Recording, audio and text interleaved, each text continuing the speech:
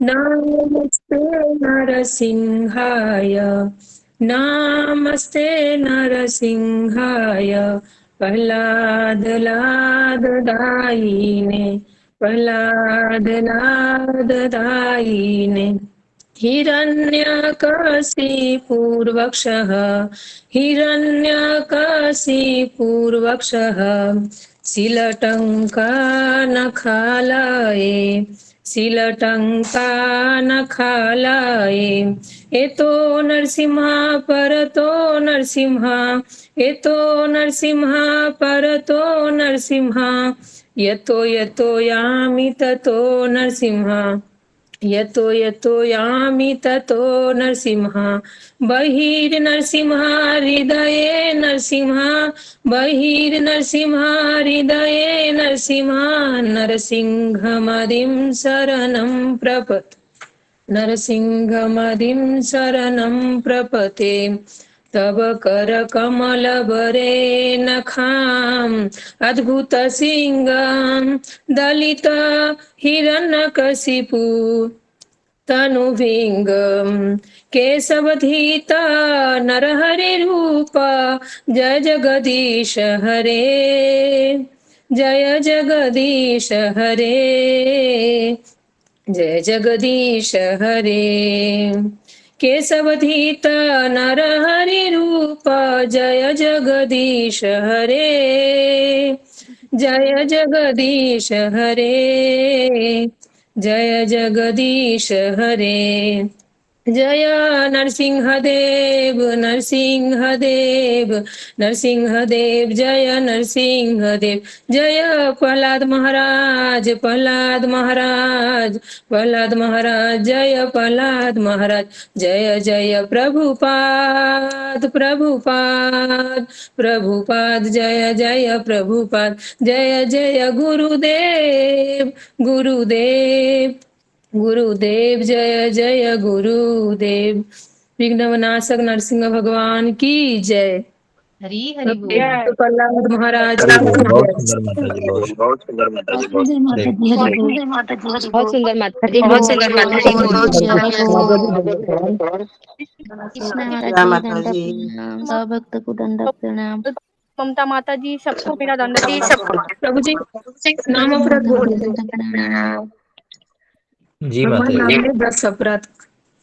पहला है भगवान नाम के प्रचार करने वाले महान भगवतों की निंदा करना। दूसरा है शिव ब्रह्मा आदि देवताओं के नाम को भगवान नाम के समान अथवा उससे भिन्न समझना। तीसरा है आध्यात्मिक गुरु की अवज्ञा करना या फिर उन्हें साधारण मनुष्य समझना। चौथा है वैदिक शास्त्र अथवा ब्राह्मण का खंडन करना। पांचवा है हरे कृष्ण महामंत्र के जप की महिमा को काल्पनिक समझना। छठा पवित्र भगवान नाम में अर्थवाद का आरोप करना। सातवां नाम के बल पर पाप करना। आठवां हरे कृष्ण महामंत्र के जप को वेदों में वर्णित एक शुभ सकाम कर्म कांड के समान समझना। 9वां अश्रद्धालु व्यक्ति को हरिनाम की महिमा का उपदेश देना। 10वां भगवान नाम में पूर्ण विश्वास ना होना और इसकी इतने अगाध महिमा श्रवण करने पर भी विषय आसक्ति बनाए रखना। ध्यान पूर्वक जप न करना ये भी एक अपराध है। खुद को वैष्णव समझने वाले भक्तों को इन 10 नाम अपराधों से सदैव बचना चाहिए ताकि मनुष्य जीवन को परम सिद्धि शीघ्र अतिशीघ्र प्राप्त हो, जो मनुष्य हमारे जीवन की परम लक्ष्य है। हरे कृष्ण। सभी भक्तों को दंडवत प्रणाम। क्षमा चाहती हूँ कुछ भूल हुआ तो। धन्यवाद। बहुत सुंदर माता बहुत जी। अच्छा माता जी, बहुत सुंदर। माता जी ज्योति माता जी, ज्योति माता हरी बोल। मेरा बहुत सुंदर। हरे कृष्ण। हरे कृष्ण। सभी भक्तों को मेरे दंडवत प्रणाम। हरे कृष्ण। जसमीता माता जी, ज्योति माता जी, दंडवत प्रणाम। हरे कृष्ण। सभी भक्तों को दंडवत प्रणाम। हरे कृष्ण। प्रणाम विशाल प्रभु जी, दंडवत प्रणाम। हरे दंडवत कृष्ण प्रणाम भक्त को विशाल दंडक माता जी। प्रणाम। प्रणाम ममता माता हरे जी। कृष्ण रुद्रप्रभु दंडक प्रणाम। हरे कृष्ण विशाल प्रभु दंडक प्रणाम। हरे कृष्ण नमन दंडक प्रणाम। हरे कृष्ण गुरु पंचांग दंडक प्रणाम। हरे कृष्णा हरे कृष्णा। हरे कृष्ण गुरु दंडवत प्रणाम। हरे कृष्ण गुरु जी दंडवत हरे प्रणाम। कृष्णा गुरु जी दंडवत प्रणाम।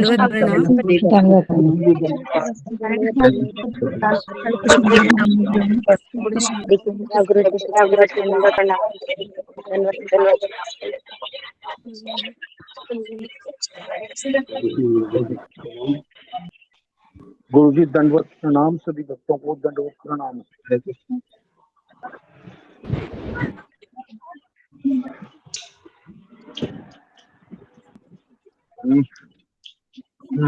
हरे कृष्णा। ओम अज्ञानतिमिरन्धस्य ज्ञानाञ्जनशलाकया चक्षुरुन्मीलितं येन तस्मै श्रीगुरुवे नमः। जय श्री कृष्ण चैतन्य प्रभु नित्यानंद श्री अद्वैत गदाधर श्रीवासादि गौर भक्तवृंद। हरे कृष्ण कृष्ण कृष्ण हरे हरे, हरे राम राम राम हरे हरे। हरे कृष्णा, सबका स्वागत है सबको। हरे कृष्ण प्रणाम। हरे कृष्ण। हरे कृष्ण गुरु जी। हरे कृष्ण हरे हरे। हरे कृष्ण गुरु जी प्रणाम।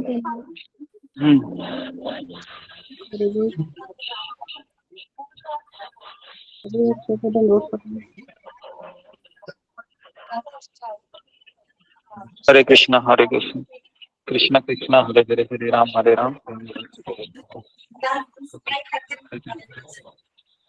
तो सब लोग माइक को बंद कीजिए और कैमरा को ऑन कीजिए। जी आपके चरणों में दंडवत प्रणाम।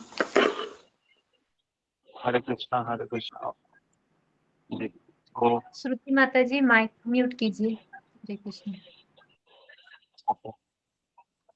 तो हाँ, आज किसका टर्न है बताने का? हरे कृष्णा। मेरे हैं गुरुजी। ममता। हाँ बताइए। हरे कृष्ण सभी भक्तों को दंडवत प्रणाम। गुरुजी दंडवत प्रणाम। गुरुजी अपने कल चौथा अध्याय पूरा किया था और अपने 12वें अध्याय से शुरू बता रहे थे। 12वें अध्याय से जैसे बता रहे थे कि श्लोक में भगवान कहते हैं कि मैं सभी से प्रेम करता हूँ और सभी लोग मेरे अंश है, लेकिन जिस भावना से वो मेरे पास आते हैं मैं उसी भावना से उसको फल देता हूँ। जिस तरीके से एक घर में 5 बच्चे हैं तो माता पिता होते हैं, वो 5 बच्चों को प्रेम करते हैं, लेकिन जो एक बच्चे से ज्यादा प्रेम करता है, जो माता पिता के हर बात को सुनता है, उसी तरह अगर हम किसी का आज्ञा का पालन करते हैं तो सिर्फ आध्यात्मिक जीवन में नहीं, घर परिवार में भी अगर हम किसी का आज्ञा का पालन करते हैं तो व्यक्ति हमारे लिए प्रिय हो जाते हैं। हमें कृष्ण माया की फौजी नहीं बनना है। अपने बताया था हमें कृष्ण के लिए फौजी बनना है। और दूसरा है जीवात्मा इस संसार में इसलिए आते हैं, मजा मस्ती करने के लिए आते हैं, भोग करने के लिए। उसके पास 2 ऑप्शन होते हैं, एक तो वो कृष्ण के पास जाए या फिर दूसरा है वो देवी देवता के पास जाए। अगर वो देवी देवता के पास जाते हैं तो वो देवी देवता जल्दी फल देते हैं हमें, और जब हम कृष्ण के पास अगर जाते हैं, कृष्ण हमारे लिए जो हितकारी है उतना हमें देते हैं। कृष्ण कहते हैं कहता है कि मैं पहला देखता हूँ कि तुम्हारे लिए क्या अच्छा है और क्या बुरा है, उसी हिसाब से हमें भगवान फल देते हैं। फिर बाद में 13वें श्लोक में भगवान कहते हैं, अर्जुन सुनो, 4 प्रकार के वर्ण होते हैं, ब्राह्मण, क्षत्रिय, वैश्य, शूद्र। ब्राह्मण अगर देखा जाए तो जैसे कि परशुराम जी है और ब्राह्मण थे, और द्रोणाचार्य ब्राह्मण थे, लेकिन कुरु को उन्होंने नमक खाया था, इसके लिए उन्होंने क्षत्रिय धर्म का पालन किया बाद में, और युद्ध भूमि में मर गया। और एक ब्राह्मण था जो वशिष्ठ मुनि और विश्वामित्र मुनि पहले क्षत्रिय थे, बाद में ब्राह्मण बने। कलयुग में हम सभी शूद्र ही है, शूद्र से भी गए गुजरे हम हैं, क्योंकि शूद्र कभी झूठ नहीं बोलते, लेकिन हम इस संसार में बहुत झूठ बोलते हैं। फिर भगवान कहते हैं ये 3 गुणों के अनुसार ये कार्य होते हैं। ब्राह्मण ये सतोगुणी होते हैं, क्षत्रिय जो होते हैं रजोगुण में होते हैं, वैश्य वो तमोगुण रजोगुण में होते हैं, और शूद्र वो तमोगुण में होते हैं। ये 4 वर्ण है जो आश्रम है, 4 आश्रम है। प्रभुपाद जी कहते हैं कि कृष्ण भावना भावित व्यक्ति ब्राह्मण से भी ऊपर होते हैं, जो गुरु का आज्ञा का पालन करता है, 16 माला का जप करते हैं, सुबह उठ के और भागवत पढ़ता है, 4 नियमों का पालन करता है, वो व्यक्ति ब्राह्मण से भी ऊंचा है, वैष्णव है। क्योंकि वैष्णव है ब्राह्मण से भी ऊंचा होता है। क्यों? आपने प्रश्न पूछा था, जो उत्तर बताए थे कि जो ब्राह्मण होते हैं वो जैसे अष्टांग योगी या ज्ञान योगी या कर्म योगी है, तो ये जो कर्म योगी है ये ब्राह्मण के अलग प्रकार है, और ज्ञान योगी भी ब्राह्मण का अलग प्रकार होते हैं, और अष्टांग योगी भी ये भी अलग प्रकार के ब्राह्मण है। लेकिन इन ब्राह्मण में भी सबसे उच्च कोटि ब्राह्मण वही है जो भक्ति योगी है। इसलिए भक्ति योगी ब्राह्मण को परम वैष्णव कहते हैं। क्यों? क्योंकि वो गुरु के आश्रय में रह के भगवान की भक्ति का पालन कर रहा होता है। तो जो वैष्णव होते हैं वो भक्ति मार्ग में विधि विधानों का पालन करता है। जो ब्राह्मण होता है वो शास्त्र विधि से ज्ञान योग अष्टांग योग का अपने दिनचर्या में आगे बढ़ाते रहते हैं। फिर अर्जुन कृष्ण से पूछते हैं, आप कौन हो? आपका जन्म तो वासुदेव के पुत्र रूप में हुआ है, लेकिन आपका पालन है वो वैश्य कुल में हुआ है, नंद बाबा और यशोदा मैया के घर में। तो आप कौन हो? अर्जुन पूछता है। अर्जुन कहता है कि वासुदेव आप कौन है मैं समझ नहीं पा रहा हूँ। क्या आप क्षत्रिय है या आप वैश्य है या शूद्र है? भगवान कहते हैं, मैं ना तो ब्राह्मण हूँ, ना मैं वैश्य हूँ, और ना मैं शूद्र, ना मैं क्षत्रिय हूँ। मैं 3 गुणों के ऊपर हूँ। मुझे कोई कर्म बांध नहीं पाते हैं, क्योंकि 3 गुणों के ऊपर हूँ मैं, और क्योंकि 3 गुणों को बनाने वाला भी मैं ही हूँ। भगवान कहते हैं हे अर्जुन, मैं इस संसार में कोई भी कर्म करता हूं तो मुझे कोई कर्म बांध नहीं सकता है। लेकिन अर्जुन, तुम अगर कोई भी कर्म करते हो तो तुम बंधे जाओगे, क्योंकि भगवान 3 गुणों से ऊपर है, और जो व्यक्ति 3 गुणों से ऊपर है और भगवान के शुद्ध भक्त 3 गुण से ऊपर होते हैं, इसीलिए वो इस संसार में रहते हुए भी नहीं है। भले ही वो जॉब कर रहा होगा, या फिर घर में खाना पका रहा होगा, या बच्चों का लालन पालन कर रहा होगा, करने के लिए बाहर कड़ी मेहनत करता होगा, लेकिन वो 3 गुणों से ऊपर है, क्योंकि वो अपने गुरु का आश्रय लेते हुए भगवान की भक्ति में लगा रहा है। फिर इसलिए हमारे बाहर के कार्य हमें यह साबित नहीं कर सकते हैं कि कर्मी योगी हूँ, मैं ज्ञान योगी हूँ या भक्ति योगी। एकमात्र गुरु ही हमें साबित कर सकता है कि हमारी सोच, हमारी भावना से गुरु ही हमें बता सकते हैं कि हम भक्ति योगी है या कर्मी योगी या ज्ञान योगी है। अगर हम भक्ति इसलिए कर रहे हैं कि मुझे परिवार में शांति चाहिए, या दुख से छुटकारा चाहिए, या कभी भी पैसा का कमी ना हो, तो ये सकाम भक्ति हुआ। और जिसको दुख से छुटकारा चाहिए वो होते हैं ज्ञान योगी। ज्ञान योगी जो है वो दुख से छुटकारा पाना चाहते हैं, वो भगवान के पास इसलिए आते हैं। इस संसार को दुख वो हम तक ने लेके झेल सकते हैं, अकेले नहीं झेल सकते हैं। ये हमें सोचना नहीं चाहिए। हम बिना सत्संग में रहे हम इस दुख से छुटकारा नहीं पा सकते। हमें भक्त को धन्यवाद देना चाहिए, और हमें भक्त का संग करना चाहिए। हमारे जीवन में भक्त को छोड़ के हम भक्ति नहीं कर सकते। और विनम्रता का, जैसे आपने बताया था, विनम्रता होनी चाहिए हमारे में। विनम्रता का अर्थ है कि मैं भक्त के ऊपर आश्रित हूँ और भगवान के ऊपर आश्रित हूँ। फिर बाद में 15वें श्लोक में भगवान कहते हैं, प्राचीन काल में कई सारे मुक्त आत्माओं में मेरी दिव्य स्वभाव को जानकर मुक्त हुआ है। तो भगवान का स्वभाव है, भगवान अजन्मा है, भगवान को कोई कर्म बांध नहीं सकता। भगवान श्री कृष्ण सारे कारण के कारण है, भगवान नियंत्रक है, भगवान मालिक है, सर्व मालिक है, और मेरे अस्तित्व का कारण ही भगवान ही है। इसलिए भगवान कहता है कि जो मुझे जान लेता है वो मुक्त हो जाते हैं। 16वें अध्याय में भगवान कहते हैं, अकर्म क्या है और कर्म क्या है और अकर्म क्या है, ये सोचकर कभी कभी बुद्धिमान व्यक्ति भी भ्रमित हो जाते हैं। इसको समझना अत्यंत कठिन है। भगवान कहते हैं ये जो कर्म अकर्म और विकर्म क्या है ये हमें समझना चाहिए।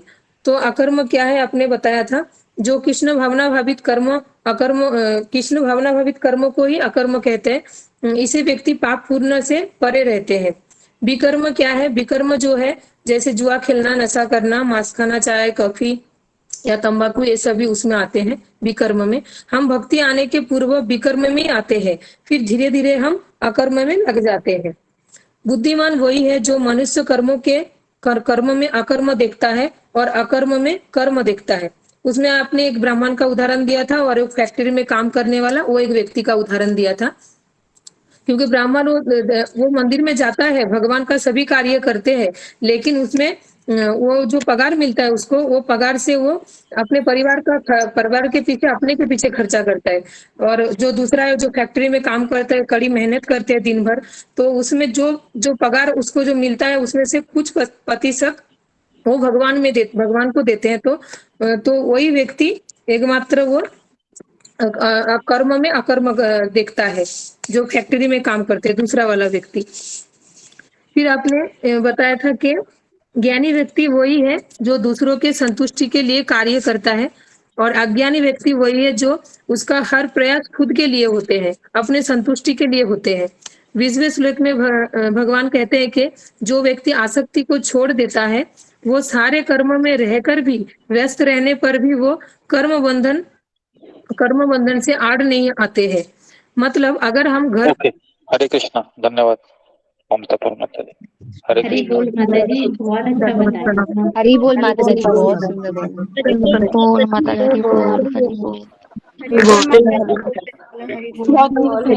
बात है, इसलिए रिकॉर्डिंग सुन के लिखे, नहीं तो हमारी बुद्धि उतना नहीं है, याद ही नहीं लिखी। ठीक है, तो अभी हम आगे बढ़ते हैं।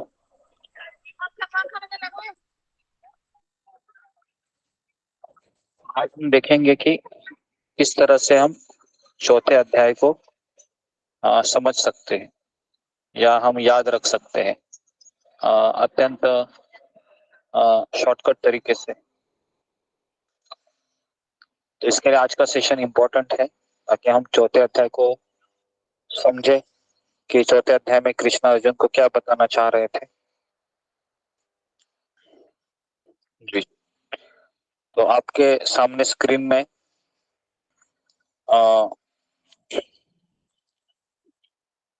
यस, ये फॉर्मूला है। पहले अध्याय का फॉर्मूला क्या था?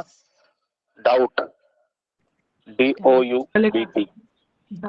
दूसरे अध्याय का फॉर्मूला क्या था? गीता। गीता।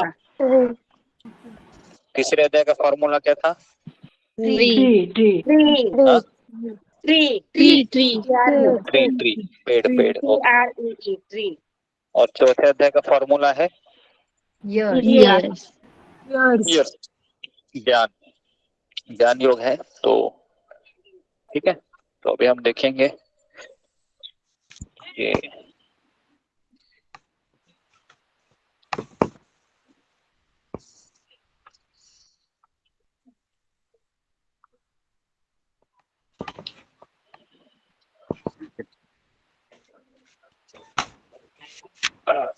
श्रुति।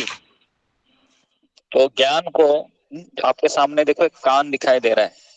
तो हमारे 5 इंद्रिय है, 5 इंद्रिय में से सबसे इंपॉर्टेंट इंद्रिय है हमारा कान। अगर ये हमारा शाबुत है तो हम इस संसार को जीत सकते हैं। और अगर ये कान मेरा अगर निकामी है, कान काम ही नहीं कर रहा है, तो फिर व्यक्ति प्रगति नहीं कर पाता है।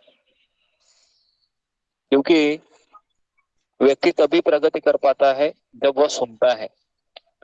और प्राचीन काल में लोग अपने गुरु से सुनने के लिए गुरुकुल में चले जाते थे और अपने कानों से सुनते थे। शास्त्र हमें कहते हैं कि अगर भगवान को देखना है तो हम आंखों से नहीं देखते, हमें भगवान को किससे देखना चाहिए? हमें भगवान को कानों से देखना चाहिए।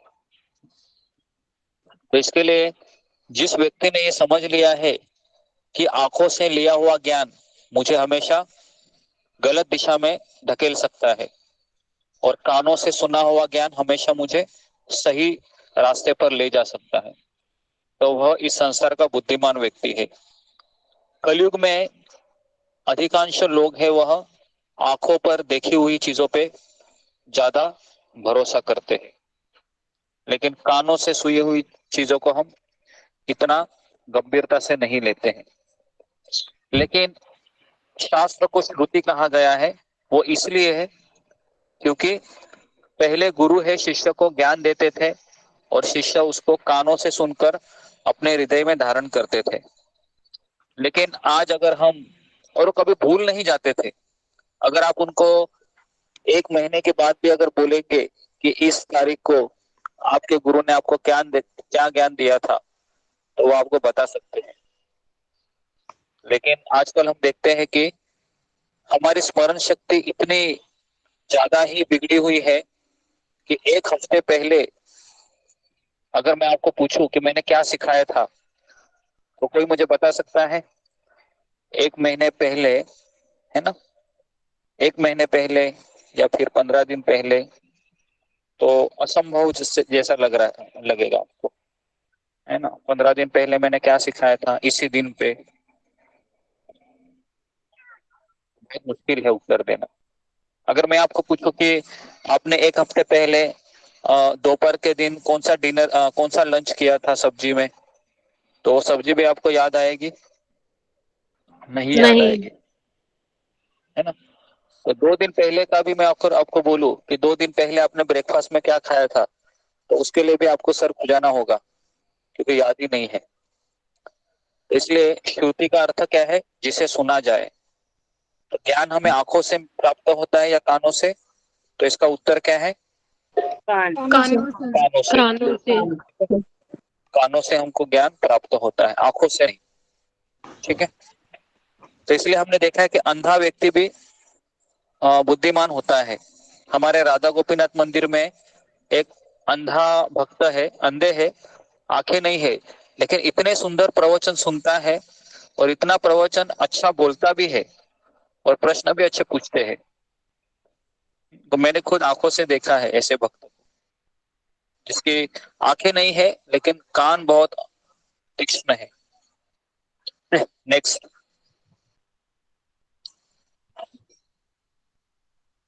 जी, तो इस तरीके से प्राचीन काल में गुरु अपने शिष्य को गुरुकुल में ज्ञान देते थे और शिष्य भी बहुत विनीत भाव से अपने गुरु की सेवा करता था। ओके, देखिए ज्ञान तभी हमारे अंदर घुसता है जब हम सेवा करते हैं। जब एक बार रामानुजाचार्य, है ना, उनका एक शिष्य था, उस शिष्य ने अपने गुरु को पूछा कि मुझे बताइए कि मैं भक्ति में कैसे प्रगति कर सकता हूँ, मुझे कोई तरकीब बताइए। तो उन्होंने क्या कहा, तो उनका नाम था दाशरथी, नाम था, विद्वान भक्त थे वो, पूरा भगवत गीता उनको कंठस्थ था। तो गुरु ने क्या कहा, गुरु ने कहा कि पड़ोसी गांव में मेरे गुरु भाई रहते हैं, वो तुमको इस प्रश्न का उत्तर जरूर देंगे, तो जाओ उनके पास। तो पूरी नदी पार करके उस गांव में चले जाते हैं जहां पर उनके गुरु भाई होते हैं। और गुरु भाई क्या करते हैं, बहुत व्यस्त रहते हैं। तो उसको कहते हैं कि तुम यहाँ पर क्यों आया, किसने भेजा? तो कहा कि मेरे गुरु रामानुजाचार्य ने आपके पास मुझे भेजा है, एक प्रश्न है, मुझे उसका उत्तर चाहिए। तो गुरु भाई कहते हैं कि अभी मेरे पास समय नहीं है, मेरे आश्रम में कई सेवाएं हैं, तो सेवा खत्म होने के बाद मैं उत्तर दूंगा। तो ऐसे 1 दिन चला गया, 2 दिन चले गए, 3 दिन चले गए, 6 दिन, 1 महीना, 2 महीना, 3 महीना, 6 महीने चले गए। और 6 महीने के दिन क्या हुआ कि उनके आश्रम में बहुत बड़ा फंक्शन था, तो कई गांव के लोग आए थे। भंडारा होता है ना, खाना खाने के लिए। तो उस शिष्य को कहा कि जाओ, तुमको आज क्या करना है, जितने भी लोग आ रहे हैं ना उनको परोसना है। तो दोपहर हो गई, शिष्य को भूख लगी, तो जैसे खाने खाने के लिए बैठा, उनके गुरु भाई वो आ गए, कहे अभी तुम खा नहीं सकते हो, बहुत सारे लोग देखो प्रतीक्षा में खड़े हैं। तो इस तरीके से दूसरी पंगत भी उठ जाती है। शाम के 5 बजने आते हैं, उसको बहुत भूख लगी होती है, लेकिन गुरु भाई क्या कहते हैं, अभी नहीं खाना खाने का, बाद में खाना खाने का। रात हो जाती है, रात के 11 बजे आखिरी व्यक्ति जब चला जाता है ना, तब वो गुरु भाई कहते हैं अभी तुम खाना खा लो और बाद में मुझे मिलो। तो रात को 11 बजे वो खाना खाते हैं, है ना, और मिलते हैं अपने गुरु भाई को। कहा कि हाँ पूछो अभी तुम्हारा क्या सवाल है। तो 6 महीने हो गए, हाँ 6 महीने वहां पर सारी सेवा करता है और बहुत विद्वान व्यक्ति होता है। तो उन्होंने कहा कि मुझे एक प्रश्न का उत्तर चाहिए जो मुझे बहुत सता रहा है। तो उन्होंने कहा पूछो अभी।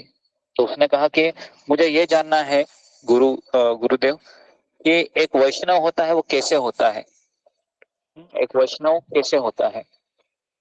फिर वो क्या कहते हैं, एक वैष्णव होता है वह नमक की तरह होता है, एक वैष्णव होता है वो बगुले की तरह होता है, और तीसरा उन्होंने कहा एक वैष्णव होता है वो तुम्हारी तरह होता है। ऐसे 3 उत्तर देते हैं वो। क्या देते हैं उत्तर, एक वैष्णव किसके जैसा होता है, नमक के जैसा होता है। दूसरा उत्तर देते, एक वैष्णव होता है वह बगुले की तरह होता है। तीसरा कहते हैं एक वैष्णव होता है वो तुम्हारी तरह होता है। इतना ही बोलते हैं और चले जाते हैं, वो गुरु भाई सोने के लिए चले जाते हैं रात को।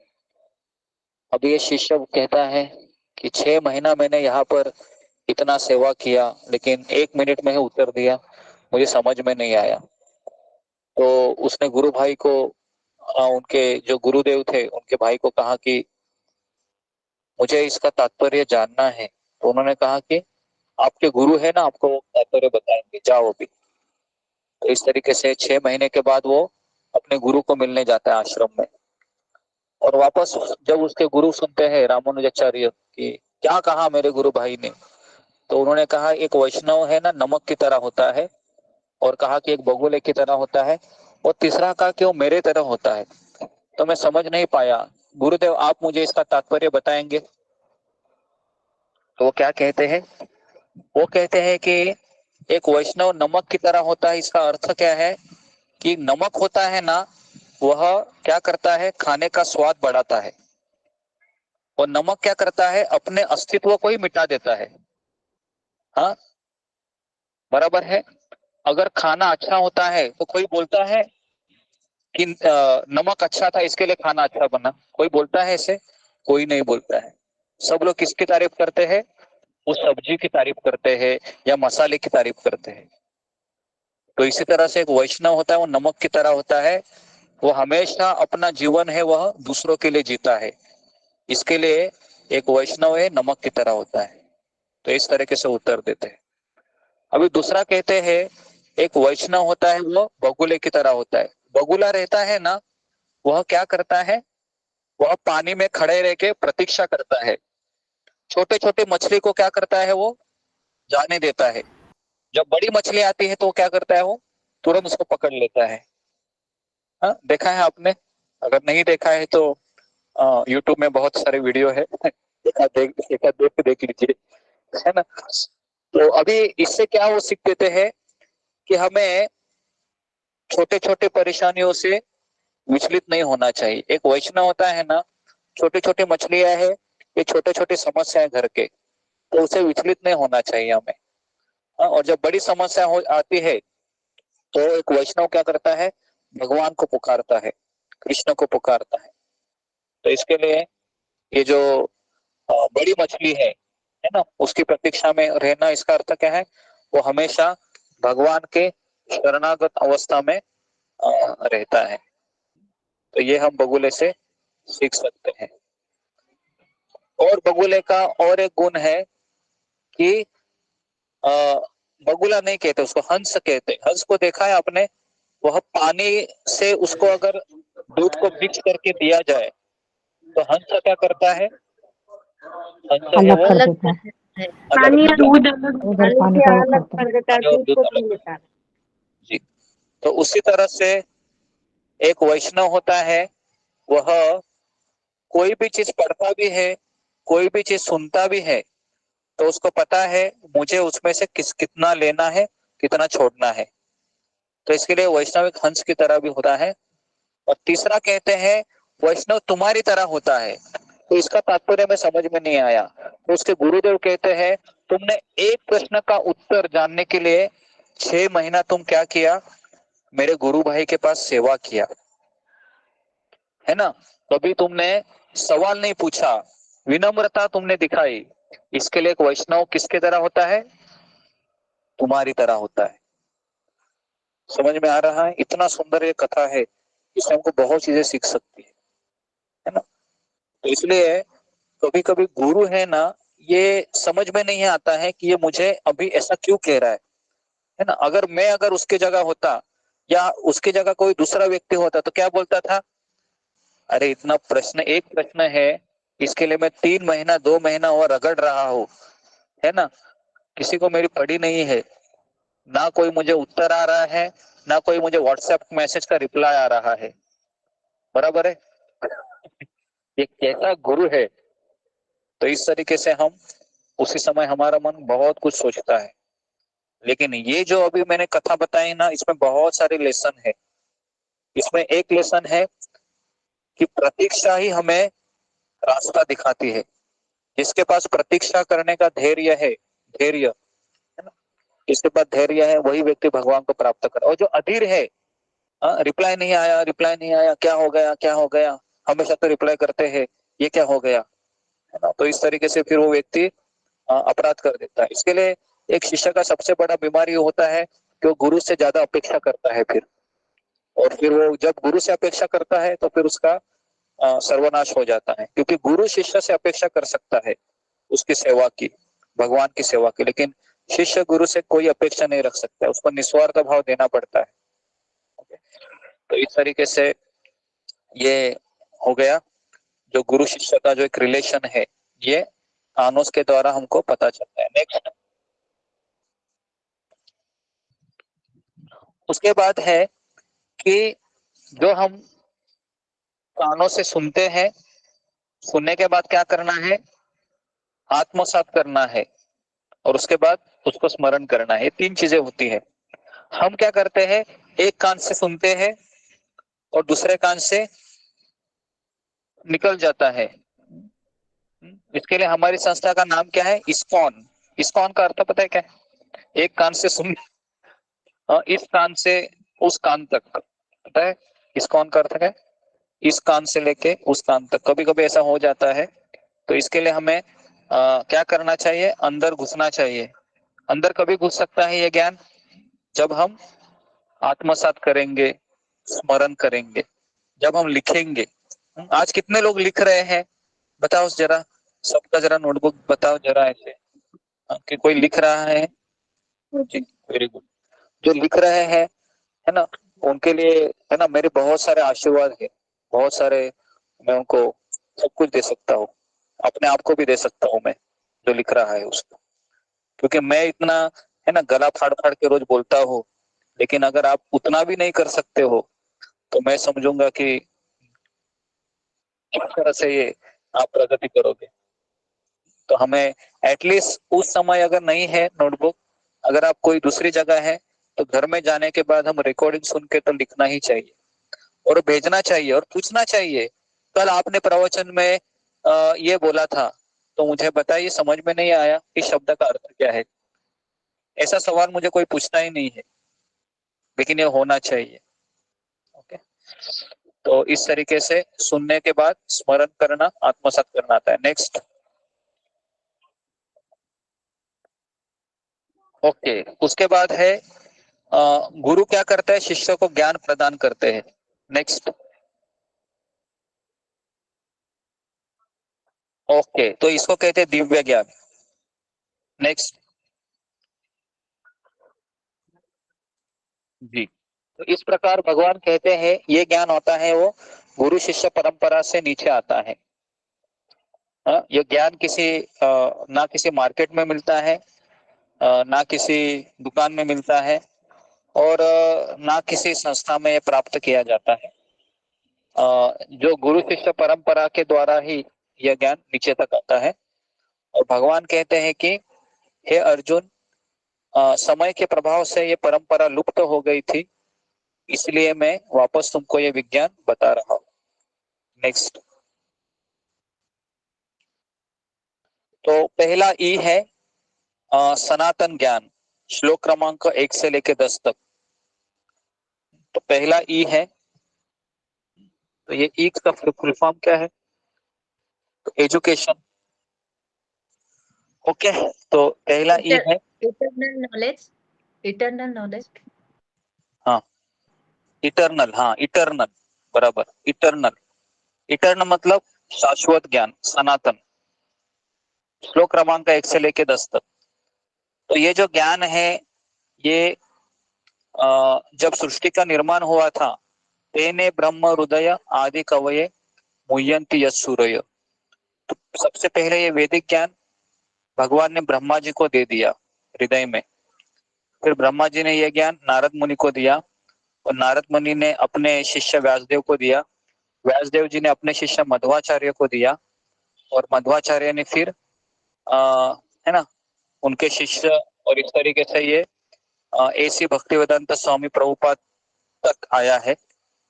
और प्रभुपाद जी के शिष्य है ना, परम पूज्य राधानाथ स्वामी महाराज, और कई सारे शिष्य है ऐसे जिन्होंने प्रभुपाद ने यही ज्ञान को दिया। व्यासदेव के बाद क्या बोले गुरु जी? व्यासदेव के बाद? व्यासदेव के बाद बहुत सारे है, गीता में उसका चित्र है, देखिए, गुरु शिष्य परंपरा का, तो उसको आप देख सकते हैं। ओके, तो गुरु ये जी हो से गया। हम ये भी बोल सकते हैं ना, आत्मा को संतुष्ट करने वाला ज्ञान। हाँ, आत्मा को संतुष्ट करने वाला ज्ञान, हाँ, ये भी बोल सकते हैं, सनातन ज्ञान। सनातन का मतलब है इटर्नल, शाश्वत। सनातन का अर्थ है शाश्वत, जो कभी खत्म नहीं होता है। इस संसार में सारी चीजें समाप्त हो जाती है समय के प्रभाव से, है ना। किसी व्यक्ति का भरोसा भी शाश्वत रहता है क्या इस संसार में? रहता है। अगर हम किसी के ऊपर भरोसा करते हैं, वो भी टूट जाता है, नहीं आता है। बराबर है। तो इसके लिए इस संसार में एक ही चीज शाश्वत है, 3 चीजें शाश्वत है। लिखिए, इस संसार में 3 ही चीजें सत्य है, बाकी सब समय के प्रभाव से नष्ट हो जाता है। एक है भक्त, ये शाश्वत रहता है। दूसरा होता है उसकी भक्ति, और तीसरा है भगवान। ये 3 ही चीजें हैं, ये शाश्वत है। इसको लिखो, ट्रिपल बी फॉर्मूला बोलते हैं, भक्ति, भक्त और भगवान। बाकी संसार में सारा चीज समय के प्रभाव से बदल जाता है। देखो, समय के प्रभाव से बदल जाता है। कोई भी इंसान ले लो, वस्तु ले लो, है ना। आज मैं मार्केट से कोई वस्तु लेके आता हूँ, मोबाइल, 1 साल में देखूंगा तो उसका हालत कैसा रहेगा? वैसे ही रहेगा या बिगड़ा हुआ रहेगा? बिगड़ा हुआ रहेगा। बिगड़ा हुआ। जी जी। एक पति पत्नी शादी भी करते हैं, तो पहले दिन में उनमें जो अपनापन रहता है ना, वो समय के प्रभाव से बदल जाता है, बराबर है। शाश्वत इस संसार में एक ही चीज, 3 ही चीज है, भक्त, भगवान और भक्ति। बाकी सब समय के प्रभाव से नष्ट होने वाला है। चाहे वो मेरा पुत्र हो, मेरी पत्नी हो, मेरा पिता हो, मेरी माँ हो, या फिर इस संसार का कोई भी संबंध हो। ओके, तो इसके लिए हमको सनातन ज्ञान को आत्मसात करना चाहिए, है ना। हमेशा हमको कनेक्टेड रहना चाहिए। भगवान से कनेक्टेड रहने का सबसे बड़ा फॉर्मूला क्या है? भगवान का नाम जप करना। हरे कृष्णा कृष्णा कृष्णा हरे हरे, हरे राम राम राम हरे हरे। नेक्स्ट। ओके, तो सृष्टि के साथ एक निर्देश पुस्तिका आती है। कहने का तात्पर्य है कि हम कोई भी वस्तु मार्केट में से खरीदते हैं, तो उसके साथ एक पुस्तक आती है जिसको हम मैनुअल कहते हैं। और जब उस मैनुअल को हम देखते हैं, तो हमें पता चलता है कि इस यंत्र को कैसे मुझे इस्तेमाल करना है। लेकिन जो व्यक्ति बिना मैनुअल पढ़े अगर उस यंत्र को ऑपरेट करता है, तो यंत्र खराब हो जाता है। तो इसलिए भगवान ने जब हमको जन्म दिया इस संसार में तो एक पुस्तक दिया था, उसका नाम क्या है? उसका नाम है भगवत गीता। भगवत गीता ज्ञान है ना? भगवत गीता। तो इसलिए हमें भगवत गीता ज्ञान है इसको हमेशा लेना चाहिए ना। हम में से कितने लोग हैं वो रोज भगवत गीता पढ़ते हैं एक श्लोक सत्संग के अलावा? हाँ, फिंगर को रेस कीजिए। 17, 18। हाँ, सच सच बोलिए। हाँ, क्या कम से कम एक श्लोक कितने लोग पढ़ते हैं रोज? हमें हरे कृष्ण, हरे कृष्ण। ओके, तो इस तरीके से ओके, कम से कम 19 लोग पढ़ते हैं। ठीक है, अच्छा है। तो हमें हमेशा भगवत गीता पढ़ना चाहिए। नेक्स्ट जी, जो हमें सृष्टि के उद्देश्य तथा कार्य की जानकारी देती है। तो कौन बताएगा इस संसार का उद्देश्य क्या है? इस संसार में हमको जन्म मिला है। जी बताइए, फिंगर को रेस कीजिए। मैं इस संसार में क्यों आया हूँ? क्या मेरा उद्देश्य है? जी ओके, जुम्मा गोराई।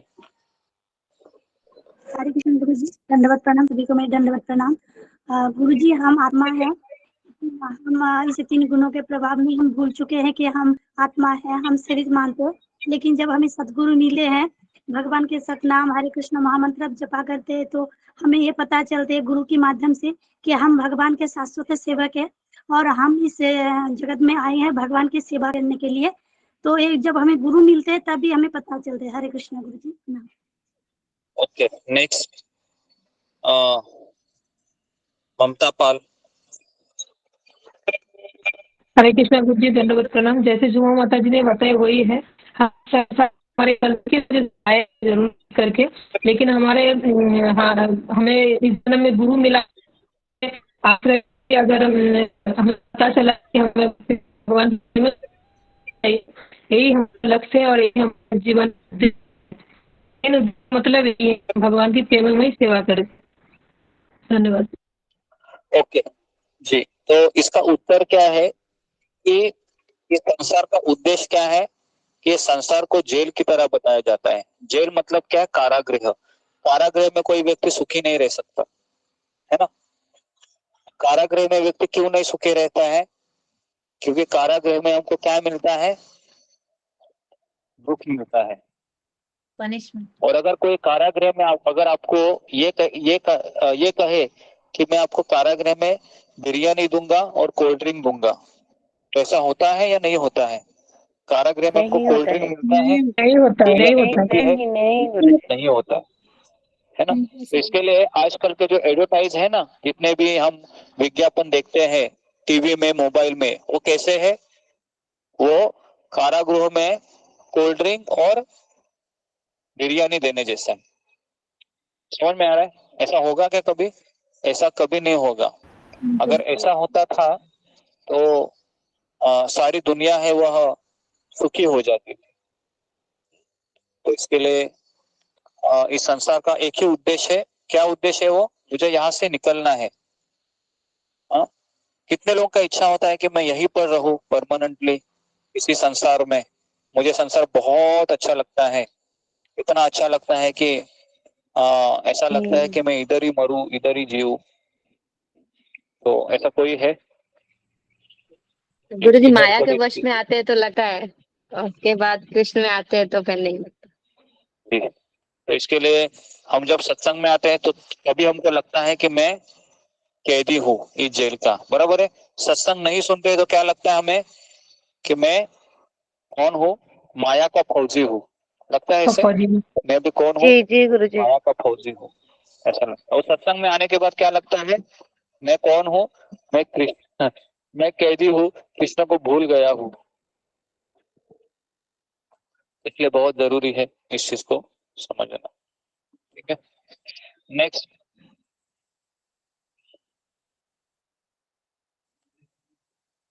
Okay, next next.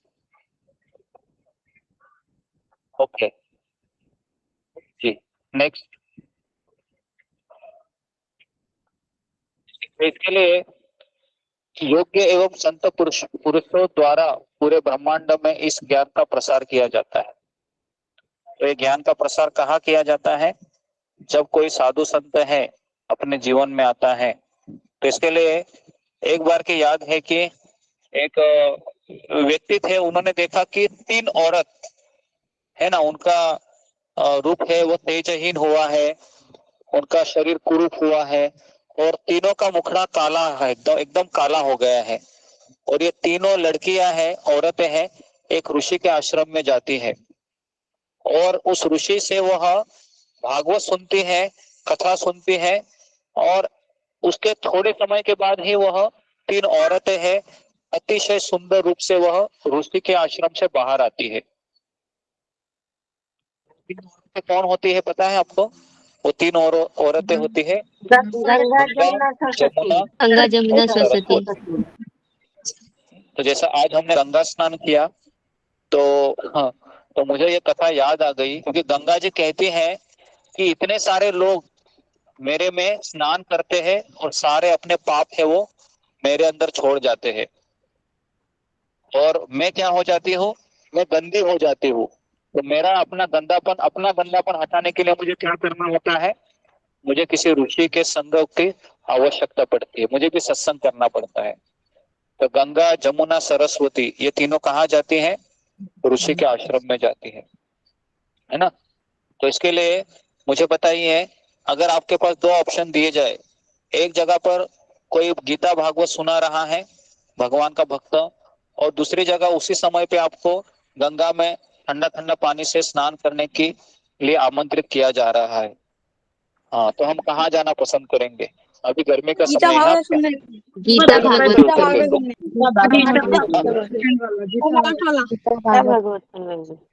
भागवत में प्रभु जी। ठीक है, मुझे ऐसा लगता है कि ये समय ऐसा आना चाहिए जब आपको कोई ऐसे ना ठंडे पानी से स्नान करने के लिए गंगा में डुबकी लगा। आज हमने गंगा में स्नान किया तो इतना ठंडा पानी था, इतना ठंडा पानी था कि सब लोग यही बता रहे थे कि ऐसा लग रहा था कि उधर ही बैठे रहो शाम तक, कोई वापस आने की इच्छा नहीं हो रही। क्यों ऐसा होता है? वो इसलिए होता है क्योंकि वो पानी हमारे शरीर को आनंद प्रदान करता है, बराबर है। वो पानी हमारे शरीर को इतना आनंद देता है कि ऐसा लगता है कि मैं उधर ही डूबा रहूं, उधर ही डूबी रहूं। लेकिन हम सभी लोग 10-15 मिनट में बाहर आ गए, लेकिन बाकी के लोगों को हम देख रहे थे, सब उधर ही थे, कोई वापस आना ही नहीं चाह रहा था गंगा स्नान में, क्योंकि उनके 2 फायदे उनको मिल रहे थे। पहला फायदा है कि मेरे पाप है वो धो रहे थे गंगा मैया, और दूसरा क्या था? दूसरा था कि पानी ठंडा लग रहा था, मेरे शरीर को आनंद दे रहा था, इसके लिए उधर ही बैठना पसंद कर रहे थे, है ना। तो लेकिन जब उस गंगा में कोई ऋषि आता है स्नान करने के लिए, तो गंगा क्या करती है? गंगा बोलती है कि मेरा अहोभाग्य हो गया कि आज मेरे अंदर कौन स्नान कर रहा है? स्नान कर रहे हैं, है ना। जी जी, हाँ, जो अलग अलग जगह से आए थे हमारे ग्रुप में, आधुनिक ऋषि बुद्धि करने के लिए गए थे आज हमारे ग्रुप के ऋषि बुद्धि। तो गंगा भैया प्रसन्न हुई होगी, सब 16 वाला करने वाले आ गए तो फिर मेरे अंदर स्नान करने के लिए, है ना। तो इसके लिए आज गंगा मैया मुझे ऐसा लगता है कि चलो भाई कोई तो आ गया, है ना, मुझे आपसे छुटकारा देने के लिए। गुरुजी, गंगा माता को ऐसा लगता होगा जैसे परम पूज्य जो राधानाथ स्वामी महाराज है उनको बेटा समझते थे, उनको गंगा माता को माँ समझ रहे थे, तो पोता पोती सब नहाने आए हैं। हाँ हाँ हाँ हाँ, जी जी जी। तो राधानाथ महाराज की माँ है गंगा मैया, जो उन्होंने कहा था, है ना। तो इस तरीके से गंगा में हमको स्नान करते समय यही सोचना चाहिए। हाँ, लेकिन हमें ये सोचना चाहिए कि मैं सबसे बड़ा पापी हूँ। हाँ, हमें कभी कभी लगता है कि ये शायद मेरे बारे में ही बता रहे हैं, लगता है प्रवचन में, है ना, मैं ही वो भक्त हूँ सलामला करने वाला, जो गंगा में डुबकी लगाया और गंगा को भी पवित्र किया। हरे कृष्ण गुरुजी एक गुरुजी एक प्रश्न है यहाँ पर। गुरुजी पूछो। हाँ पूछो। गुरुजी ये दिव्य ज्ञान के बारे में जो बता रहे हैं, तो अगर इसका डेफिनेशन एक लाइन में बोले कि दिव्य ज्ञान ये क्या है, तो जीवात्मा और भगवान के बारे में जानना ही ये दिव्य ज्ञान है, यही ना हुआ गुरुजी? एक लाइन में सब वही होगा, अपना खोया हुआ संबंध वापस प्राप्त करना, यही दिव्य ज्ञान है। तो इसके लिए हम गंगा में, इसके लिए कोई भक्त, देखो मैं इस्कॉन का एक भी भक्त देखा नहीं वहां पर। अभी हम गए थे ना वहां पर स्नान करने के लिए, कोई ऐसा इस्कॉन का भक्त दिखा नहीं मुझे, ऐसे तिलक लगाए हुए, है ना। हम ही लोग थे, और हम इसलिए गए थे ताकि सारे भक्त बोल रहे थे कि कहाँ जाए कहाँ जाए, तो हर की पेड़ी ही याद आ रही थी सबको। तो मैं बोला चलो हर की पेड़ी में ले जाते हो। कहा जाता है कि 4 धाम यात्रा की शुरुआत करने के पहले वहां पर स्नान करना जरूरी है। वहां पर भागीरथ का मंदिर था, जो है ना, भागीरथ थे जो गंगा को लेके आए थे इस पृथ्वी पर। और इतना पानी ठंडा था क्योंकि वो पानी गंगोत्री से आ रहा था, बहुत ठंडा था पानी वो। और हम सब ने स्नान किया। स्नान करने के बाद किसी ने मुझे ये नहीं कहा कि अभी मेरे सारे पाप धुल गए करके, है ना। तो अच्छा लगा मुझे, क्योंकि हम रोज ही क्या करते हैं, हम हरि नाम लेते हैं, तो हमारे पाप है वो रोज ही धो रहे हैं। ओके जी। तो इसके लिए साधु संत है वह भगवान को अति प्रिय होता है। नेक्स्ट।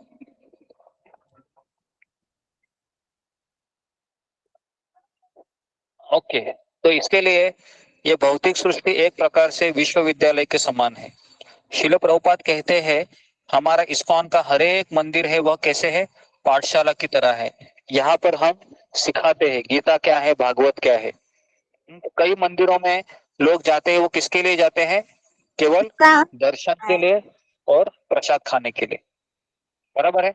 किसी भी मंदिर में जाओ, 2 ही चीजें होती है, एक तो दर्शन मिलता है और प्रसाद मिलता है। लेकिन प्रभुपाद ने कहा मेरे सारे मंदिर है वो विश्वविद्यालय की तरह है, जहाँ पर मैं भागवत और गीता का ज्ञान यहाँ पर हम सिखाते हैं। तो इसके लिए आप हमारे मंदिरों में आ जाइए। इसके लिए इस्कॉन मंदिर में जाना लोग क्यों पसंद करते हैं, क्योंकि सबको पता है वहां पर 1 घंटा मुझे प्रवचन सुनने को मिलेगा, है ना, 1.5 घंटा 1 घंटा मेरा प्रवचन सुनने को मिलेगा।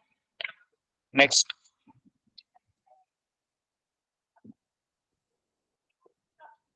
नेक्स्ट। तो हाँ, तो यहाँ पर हमको क्या मिलता है, तो भगवान के साथ हमारे संबंध का ज्ञान मिलता है। इस संसार का सबसे बड़ा दुख क्या है हमारे लिए, इस संसार का सबसे बड़ा दुख है कि भगवान को भूल जाना। देखिए इस संसार का सबसे बड़ा दुख क्या है कि मैं भगवान को भूल गया हूँ। अगर ये याद है तो क्या लगता है, हम हमेशा दुखी रहेंगे क्या? हम दुखी नहीं रहेंगे अगर हमको ये याद है। हम दुखी इसलिए होते हैं क्योंकि हम खुद को क्या समझते हैं, मैं अभी पति हूँ, मैं पत्नी हूँ, मैं भाई हूँ, मैं बहन हूँ, मैं माता हूँ, इसलिए हमको दुख मिलता है। जिस दिन हमने ये सोचा कि मेरी सारी जिम्मेदारियां मैं निभाती रहूंगी या निभाता रहूंगा, लेकिन मेरा अस्तित्व यही है कि मैं भगवान का सेवक हूँ, तो फिर कभी दुख नहीं होगा।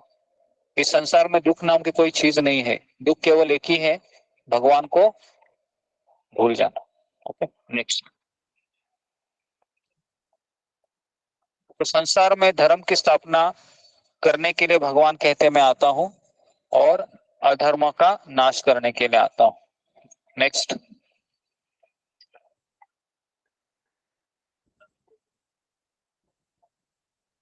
ब्रह्मांड के सुचारू संचालन को काम करने के लिए भी भगवान आते हैं। कभी कभी दुर्योधन जैसे लोग आते हैं, जैसे परशुराम जी आए थे, तो उन्होंने देखा कि क्षत्रिय लोग ब्राह्मण का आदर नहीं कर रहे हैं, तो इसके लिए परशुराम का अवतार लिया, और परशुराम ने हम अपने परशु से 21 बार क्षत्रियों का विनाश किया। कहा जाता है कि जब वह क्षत्रियों को मारते थे तो मन की स्पीड से चलते थे, और थक जाते थे तो हवा की स्पीड से मारते थे वो। तो आप समझ में आ रहा है किस तरीके से वो परशुराम रहेंगे, है ना। नेक्स्ट।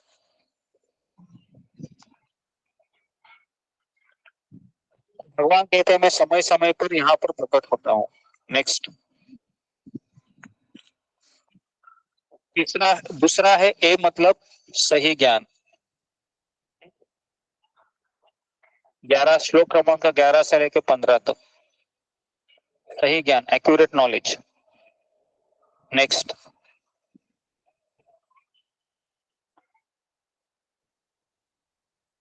नेक्स्ट,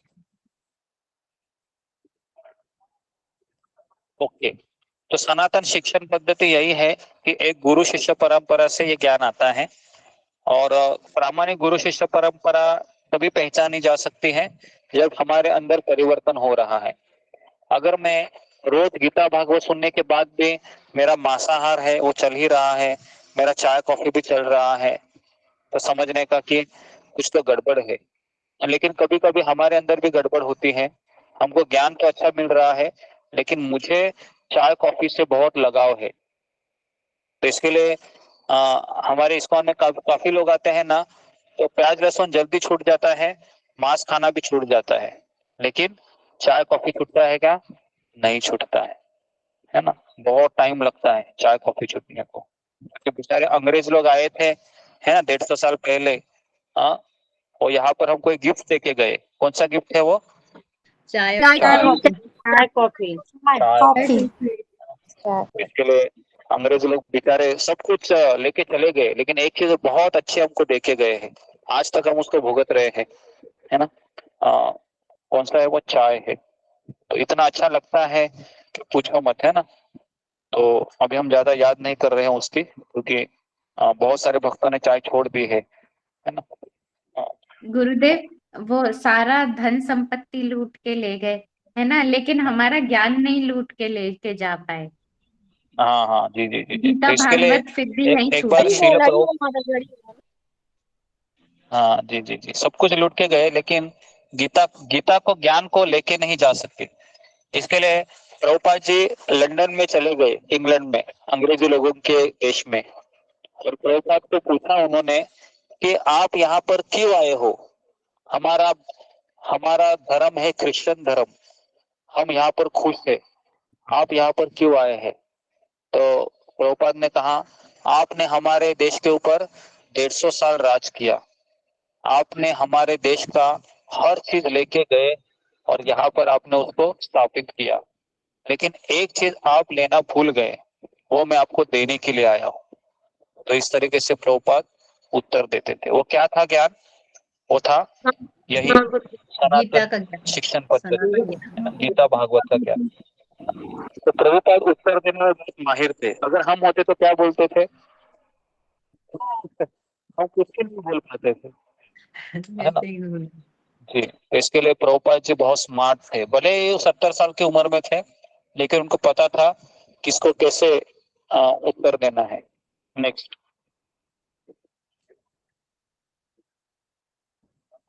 है जी, तो हमको शुद्ध ज्ञान कहाँ मिलता है? जहाँ पर एक शुद्ध साधु है, प्रभुपाद जैसे।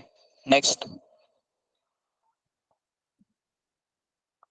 भारतीय आध्यात्मिकता से जुड़ी गलत धारणाओं का खंडन। तो इस संसार में हम देखते हैं कई लोग हैं वह हिंदू संस्कृति की अवहेलना करते हैं, क्योंकि हिंदू संस्कृति में भी बलि दिया जाता है, तो लोग इसके लिए हिंदू धर्म को भी मानते नहीं है। तुम्हारे धर्म में तो सबकी हत्या होती है, मुर्गी को काटते हैं, बकरे को काटते हैं, तो इसके लिए लोग हिंदू धर्म को भी अपनाते नहीं है।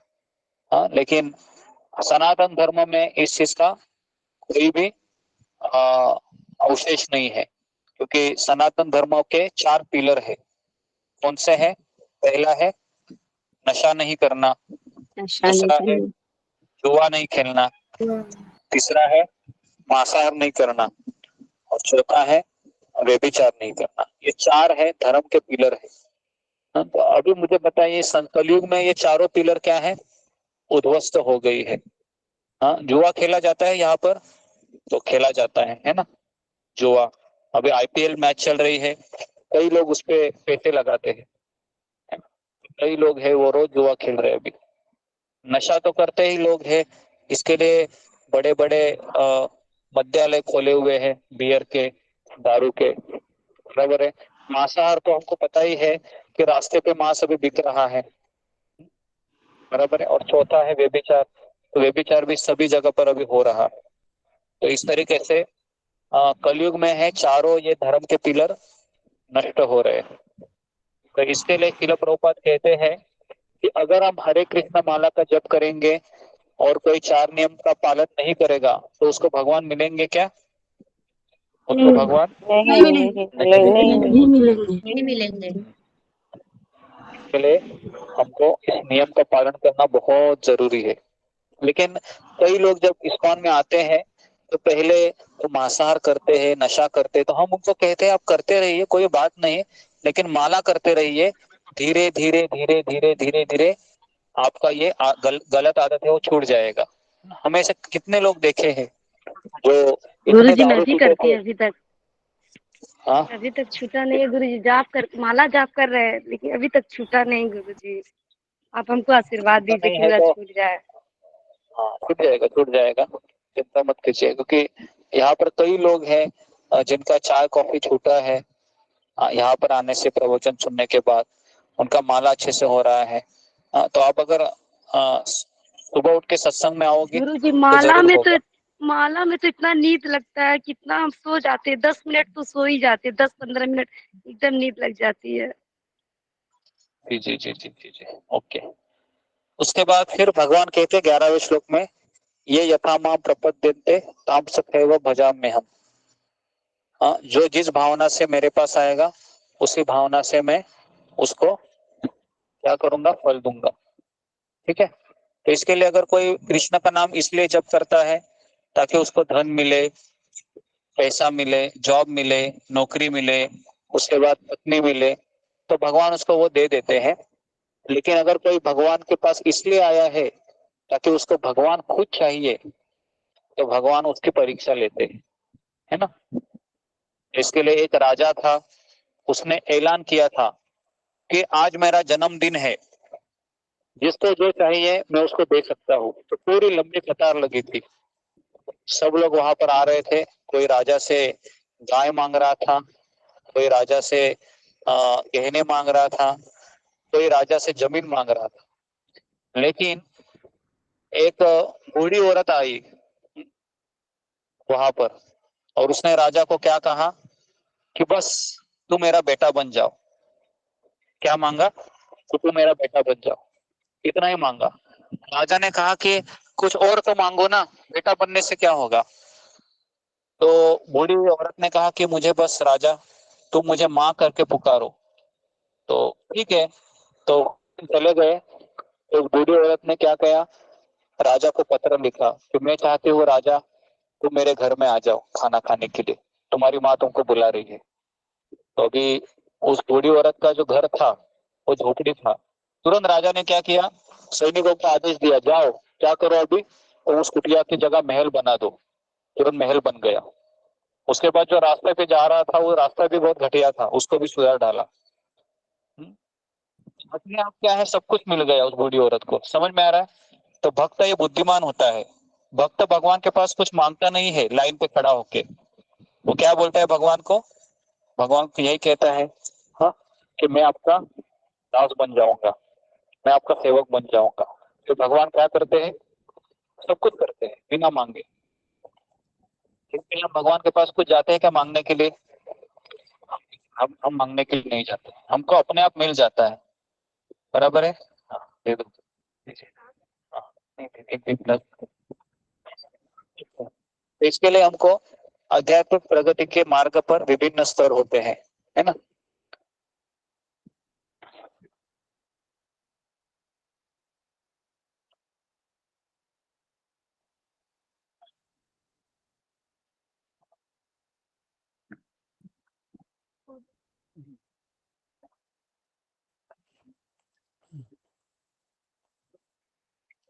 तो इसके लिए हमको हाँ भगवान के पास कोई मांगते नहीं। प्रभुपाद ने हमको यही सिखाया है कि कृष्णा का नाम ले लो, कृष्णा तुमको सब कुछ दे देंगे। अगर कुछ नहीं दिए तो आपको सहन करने की शक्ति जरूर देंगे। नेक्स्ट।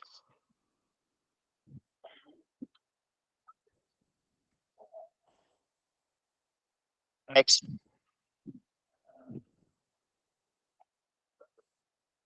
मिथ्या धारणा। तो भारतीय शास्त्रों में अनेक ईश्वरों की पूजा करने का विधान है। जैसे कोई इतवार आता है तो व्यक्ति सूर्य देव की पूजा करता है, या सोमवार आता है तो शिव जी की पूजा करता है, मंगलवार आता है गणेश की पूजा करता है। तो भारत ऐसा देश है कि जहाँ पर हर दिन है वो भगवान बदले जाते हैं, है ना। तो इसके लिए भारत में अगर हम जाओगे तो हर घर में हम देखते हैं कि मुझे याद है कि जब मैं अपने माँ के घर जाया करता था बचपन में, तो मेरे माँ के घर के दीवारों पे पूरी दीवार में अलग अलग प्रकार के फोटो थे। साईं बाबा से लेके दत्त गुरु, उसके बाद संतोषी माता, हनुमान जी, उसके बाद प्रभु रामचंद्र, फिर कृष्ण का वो बाल गोपाल का, ऐसे अलग। तो मुझे कंफ्यूज होता था मैं खुद ही बचपन में कि इनमें से कौन भगवान है। तो मैं हमेशा मेरे दादाजी को पूछता था, तो वो क्या कहते थे कि सोमवार का भगवान ये है, मंगलवार का भगवान ये है, बुधवार का ये है। तो मैं सोच रहा था कि हर दिन भगवान बदलता है लगता है। तो उन्होंने क्या कहा, भगवान बदलते नहीं है, सबको खुश रखना पड़ता है बेटे, बड़ा होगा तो समझ जाएगा। है ना, बड़ा होगा तो समझ जाएगा, सबको खुश रखना पड़ता है ना। गणपति अगर वो हमसे नाराज हो गए तो क्या होगा, बहुत प्रॉब्लम होगा। तो इसके लिए गणपति को भी खुश करो, शिव जी को खुश करो, और बीच में साईं बाबा को भी खुश करते रहो, है ना। तो इससे क्या होगा, उसके घर में कोई तकलीफ नहीं होगा, शांति बनी रहेगी। तो इस तरह हमारा भी जीवन इस तरह से है ना, सबके घर में ऐसे ही है। घर के अल्टर में सभी लोग रहते हैं ना, 33 कोटि देवी देवता रहते हैं, हर एक के घर में रहते हैं। भारत में सबके घर में है। ऐसा एक भी फैमिली नहीं रहेगा जिसके घर में सारे देवी देवता नहीं है, सबके घर में। लेकिन भागवत कहता है कि एक ही ईश्वर है। कौन है वो है भगवान कृष्ण। तो इसके लिए हम सबके पास नहीं जाते हैं। संडे है, मंडे है, हम एक व्यक्ति का ही माला जप करते हैं, बराबर है। उल्टा एकादशी आती है तो डबल करते हैं, बराबर ना जी गुरु जी। एकादशी आती है तो डबल करते हैं। Next double. नेक्स्ट। गुरुजी, तो शास्त्रों में क्यों लिखा हुआ है विभिन्न देवी देवताओं की पूजा करना? अलग अलग प्रकार की इच्छाएं है व्यक्ति की, इसके लिए शास्त्र में देवी देवताओं का विधान दिया गया है। क्योंकि हर एक व्यक्ति शुद्ध भक्ति के लिए नहीं आता है भगवान के पास। हर एक व्यक्ति है भगवान से कुछ मांगने के लिए आता है। तो भगवान कहते हैं कुछ मांगना है ना तो शिव जी के पास जाओ, वो डिपार्टमेंट खुला है।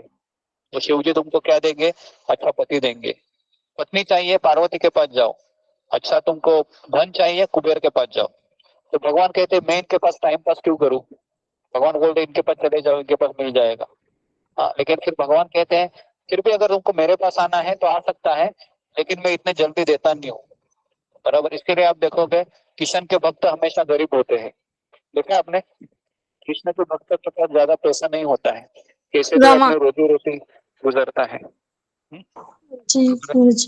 और अगर आप देवी देवताओं के भक्त देखोगे करोड़पति होते हैं। देखा है आपने, करोड़पति होते हैं, बहुत पैसा होता है, बहुत प्रॉपर्टी होती है उनकी। तो क्या करना है, पार्टी बदलना है या वही रखना है, क्या लगता है?